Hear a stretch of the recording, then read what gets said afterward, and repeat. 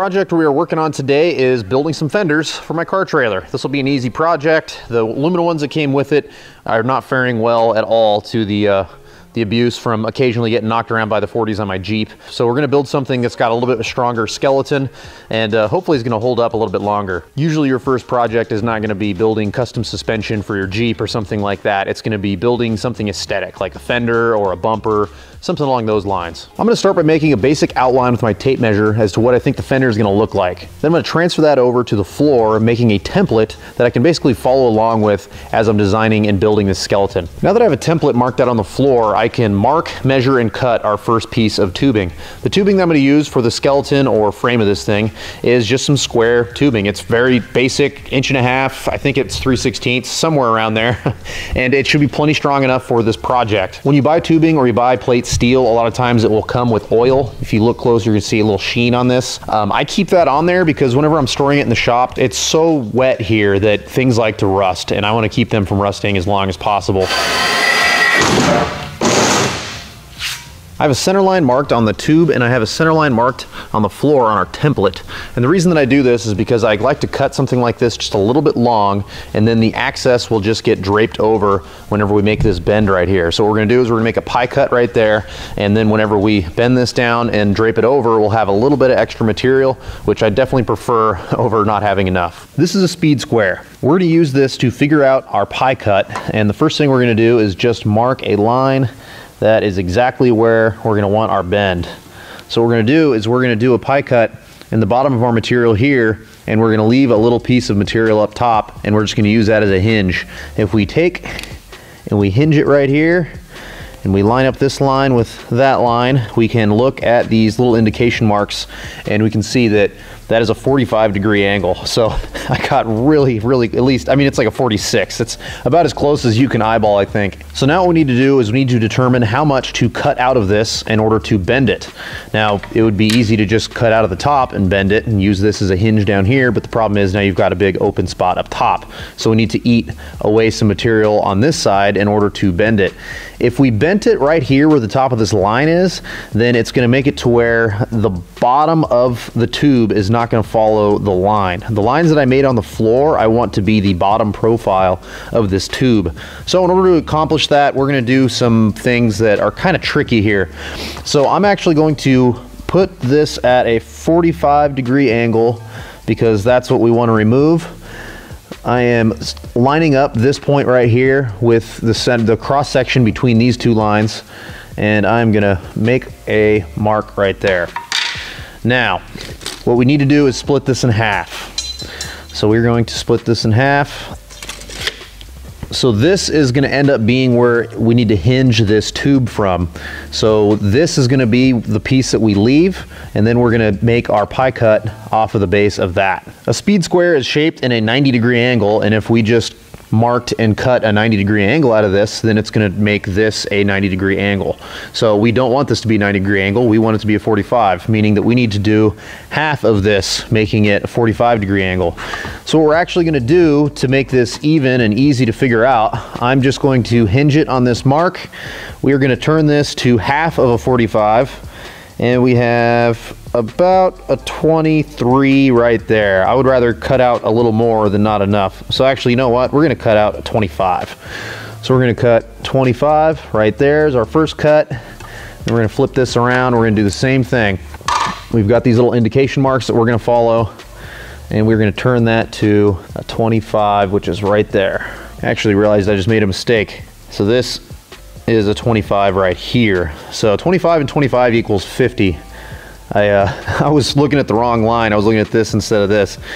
So that's what I was gonna cut it at, but this is what we're actually gonna cut it at. 25 degrees right there. So all this is gonna go in here, and that should give us enough room to bend a 50, but I've done this enough times to know that you don't want to cut it at exactly a 45, because if your cut's off just a little bit, then you can't quite get that 45-degree angle out of it. So we're gonna cut at a 50, and then we'll just fill the void that's left over. To cut this, I'm going to be using a tool called a portaband. Now, this is a portable bandsaw. This isn't ideal to cut angles, but it is definitely doable. It's just one of those things you gotta take your time with. I opt to use this over an angle grinder just because it's not very noisy. I don't have to wear a mask because it's not just blowing dust everywhere, and I just really prefer to use a portaband anytime I get the chance.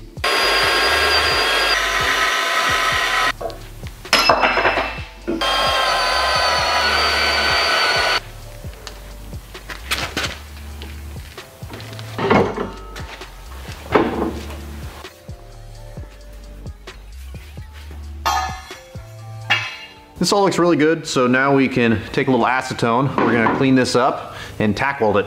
It's really important to clean whatever you're about to weld because you don't want to get any oil or anything into your weld. It'll cause porosity. If you've already been welding, you already know exactly what I'm talking about. It makes a huge difference having a clean surface to weld on than having something that has rust and paint and oil, things like that. So I want to make sure that there's none of that on here. And normally I'll grind down the surface, but this doesn't really need it. I think I'm gonna be able to weld over it just fine.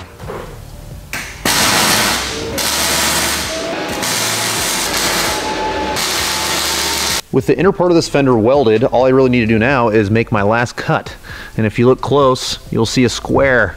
There's a 2x2 square that I drew here, and that represents that 2x2 square right there. So we turn that into a two-dimensional square, and if you look at it, I drew a little line, and that's where I need to make my cut. So once I make my cut on that line, this will set right on top of that. And what my plan is to take some angle iron. I'm gonna cut angle iron to the right length. I'm gonna drill a hole in it, and then I'm going to weld a nut on the inside, and then I'll just basically take a bolt, screw it in from the bottom whenever I want to secure this thing permanently. I need to make 3 more of these real quick, and then we'll get to the next step.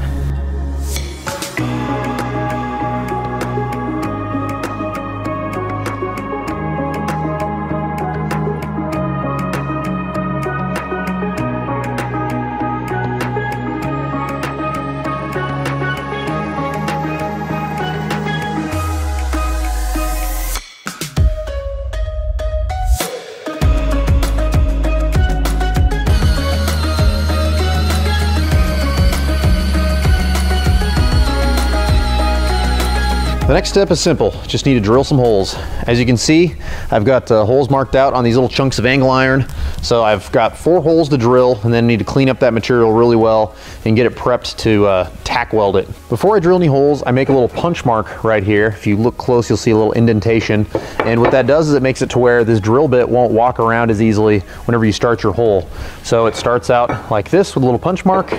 Then I put the little 1/4-inch bit through, and then I drill it full size. And you'll notice this is a little bit wet because I use cutting oil.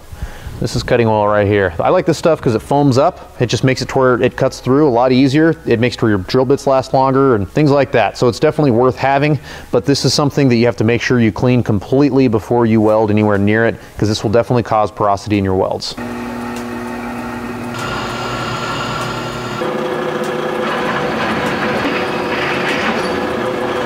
Let's take a minute and talk about how to prep material. We've got this cutting oil that is left all over the surface of all this stuff, and we need to flap disc it. And before we flap disc it, we want to use acetone.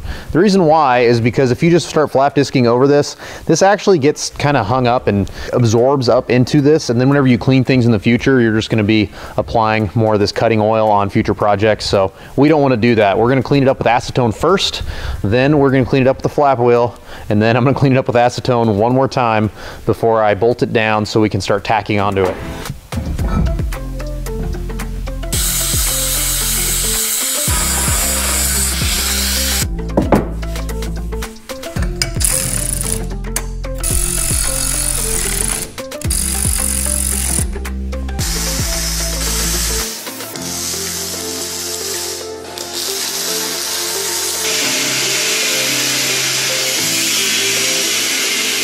I found some nuts and bolts that fit this hole perfect, so I bolted it all together, tack welded the nut, and then cut the access off because I know I'm going to be having a little ramp going right over the top of this, and I would hate to bolt it in and put a nice big dent in my new fender. I'm going to figure out where to tack this chunk of frame to. I'm going to line it up and I'm going to square it up using the speed square. You've been seeing me use it throughout this episode, and I use these a lot whenever I build. So all I'm going to do is get that bad boy on there. I might use a magnet or two to hold it in place, and then I will use this to square it up, make sure that it is nice and straight before I start tacking things together.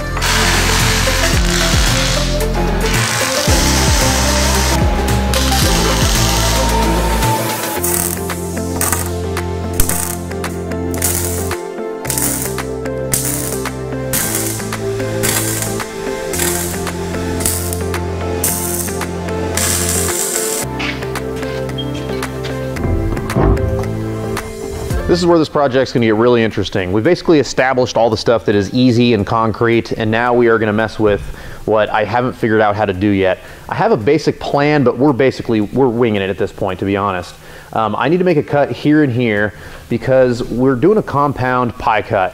So we've already established one pie cut, and I welded one side to keep it there, and we're gonna use this as a hinge to then cut our next pie cut so we can turn this. We don't want it to twist on us, which is why we welded this side of the hinge first.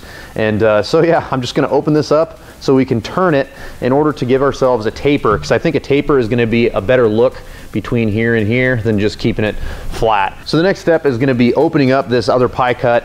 We're gonna tack weld it on here, and then I can kind of pull that over and mark where I need to make the cut down here on the bottom where this angle iron is.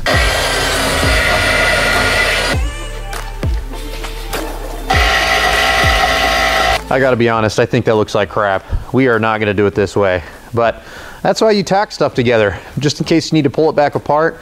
I just don't like that taper. In my head, that taper looks awesome, but I'm used to using round tube, and I think round tube gives you a little more forgiveness whenever you're doing angles and stuff like that, and for whatever reason, I just don't like the way it looks. So I'm gonna straighten it back out. This one I already kind of pulled out to see what it looks like. This will be an easy fix. I'll show you some tricks on how to weld a huge gap, and with a MIG welder, it's pretty damn easy. I've got our piece of material anchored to the table, and this is just to keep it from flopping around while we work on it, and I can verify that everything's flat whenever it's anchored like this. So all we're gonna do is we're gonna take a piece of welding rod, we're gonna lay it across this valley, and we're gonna tack weld it in. And if I think I need to fit another piece in there, then I'll lay another piece in there, and I'll do the same thing.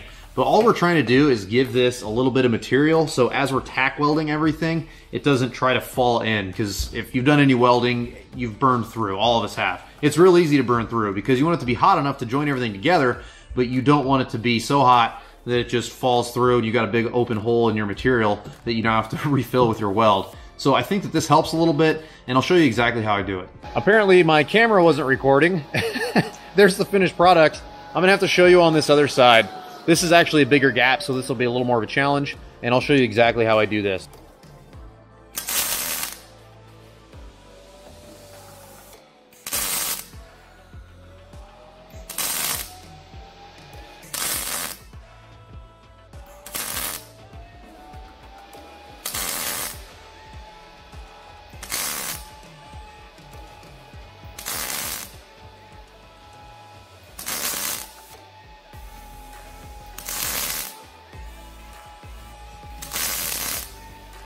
That is just a series of tacks in a row, and now I'm going to do one final hot pass. Before I do the hot pass, I'm going to clean it up with my wire brush a little bit.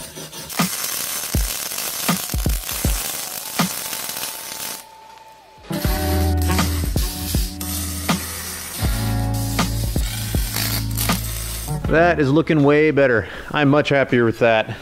And they seem pretty stout so far. I mean, I've only partially welded them, but I can grab a hold of this bad boy and I can move that around and just shakes the whole trailer. So I think we're definitely on the right track.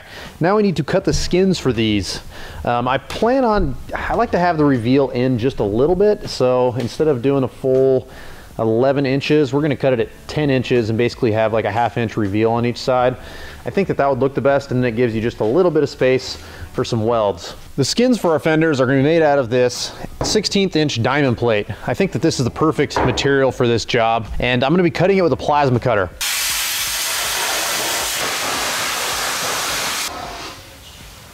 I've got a basic layout of where we need to make our bends to make this fit that fender. We're going to be using a tool called a press brake. The press brake that I own is from a company called Swag, and Swag makes a whole bunch of different fabrication tools, and one of the tools that I have from them is this press brake. I wouldn't say it's perfect, but it's close enough for me to work with it, and I mean, that's a nice sharp bend.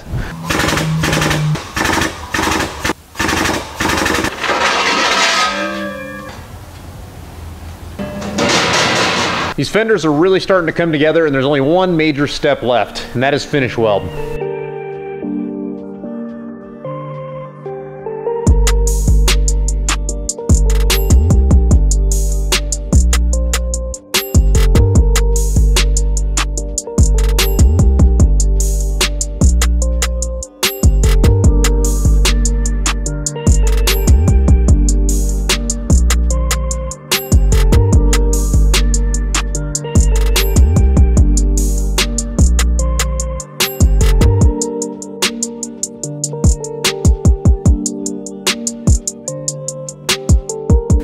It is late, but I got all the welding done, so let's take a look and see how it turned out. These fenders are cooling off a little bit from all the welding, but they're all put together.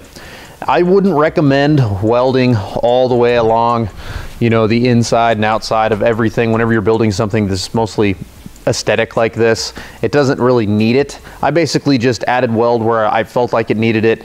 All the tube is welded all the way around, but anywhere that it's just like the skin of the fender, I don't think it's necessary. So on the top side, I've got a weld here, I have a weld in the middle, and then I have a weld on the outside. And then on the inside, I have one in between here, one between there. And they don't rattle or anything like that, and that's really the only reason you would try to weld something all the way through. But if I was to try and weld this all the way down, not only is that a waste of wire, but it also, you will slowly warp whatever it is that you're building whenever you have a big continuous weld like that. I also measure, so I put a center line here, center line on the other side, measured out 5 inches, and that way it's the same on both fenders, inside and out. I'm not going to document this next part of the process because it's just grinding and painting, and to be honest with you, I wouldn't want to watch that. I assume a lot of you wouldn't want to watch that. And to be really honest with you, I am exhausted. I need to get this done and to get the first coat of paint on. So tomorrow I can bolt the fenders on my trailer, because the day after that I'm going to leave to Southern California for King of the Hammers. For those of you who are new fabricators, keep in mind that not everything you make has to be a masterpiece. You know, I could have TIG welded these fenders together and made them look all super tricked out, but sometimes you need to just build stuff that is functional and serves a job. That's exactly what this was. I needed to get it done. I figured it'd be a good opportunity to show you guys some of the basics that I use in the shop in order to make a project go smoothly and in order to overcome minor obstacles that are in your way. But don't put too much pressure on yourself and get discouraged. This should be a really fun process. Fabrication is really creative. It's an amazing outlet, and I encourage all of you to start doing it. Anyone who is still with me at the end of this video, that means you're probably pretty interested. So I hope that you learned something from this video, and I do plan on doing more stuff like this and getting into the basic nuts and bolts of how I do things. Most of the videos on my channel, I kind of skim through the small stuff just to keep the video moving and keep it interesting, but I do want to start addressing some of these basic skills just to make it easier for you guys who are getting started. If you liked the video, give it a thumbs up, subscribe to the channel if you like things like this, and if you don't